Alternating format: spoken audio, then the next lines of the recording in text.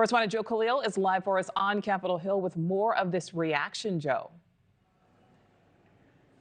Yeah, I mean, still almost unbelievable that that unprecedented scene happened live in the Oval Office. And what stood out in many ways was the role that Vice President JD Vance played in that. He's getting a lot of praise, certainly, from people who are on that side of the aisle, think that he defended the administration. And as he just saw, also some criticism.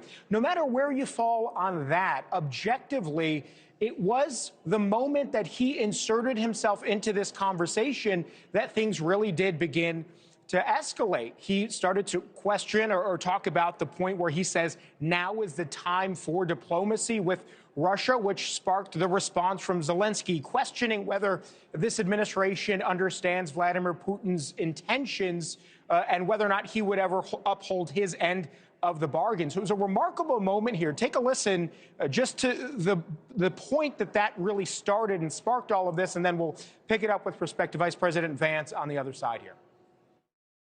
You went to Pennsylvania and campaigned for the opposition in October. Offer some words of appreciation for the United States of America and the president who's trying to save your country.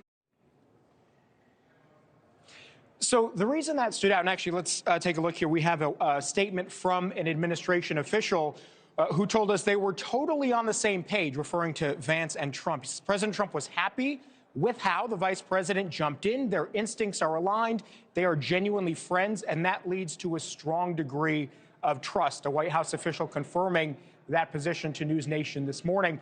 Two reasons that really stood out. One is the vice president in those kinds of settings in the Oval Office typically does not interject the way that Vice President Vance did. We see oftentimes vice presidents in the past, especially with foreign leaders, generally stay quiet. Obviously, that didn't happen here. The other reason that stood out is because for the first month of this administration, it has really been Elon Musk that has been the most visible sort of right-hand man for President Trump. And people have sort of questioned whether JD Vance, what his role was. He really seemed to assert himself now in that sort of defender of the administration role, which again stood out to some people here. So there were a lot of questions, certainly here on Capitol Hill and elsewhere, about where these peace talks go from here. But I think what will be a question now moving forward, given what we saw, is what Vice President Vance's role is going to be in that, and whether he will continue to be the sort of attack dog / defender of the administration's position here in a more vocal way. So you mentioned it, you touched on it there. What else are you hearing from lawmakers there about the vice president's role in what we saw happen on Friday? Yeah, more generally with lawmakers here, you've got a lot of Democrats that feel like they're very concerned about the state of a potential peace deal. And many of them have blamed President Trump and JD Vance, specifically pointing the finger there.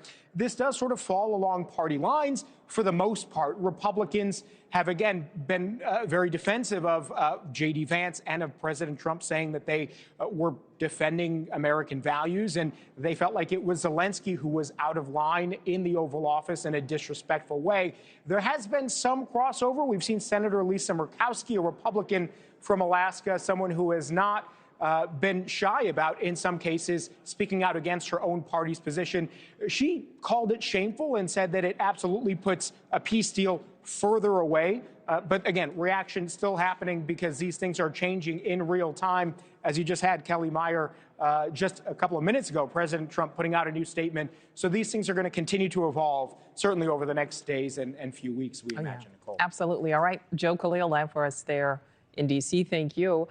Thanks for watching. Go to joinnn.com to find NewsNation on your screen. And don't forget to click the red subscribe button below to get more of NewsNation's fact-driven, unbiased coverage.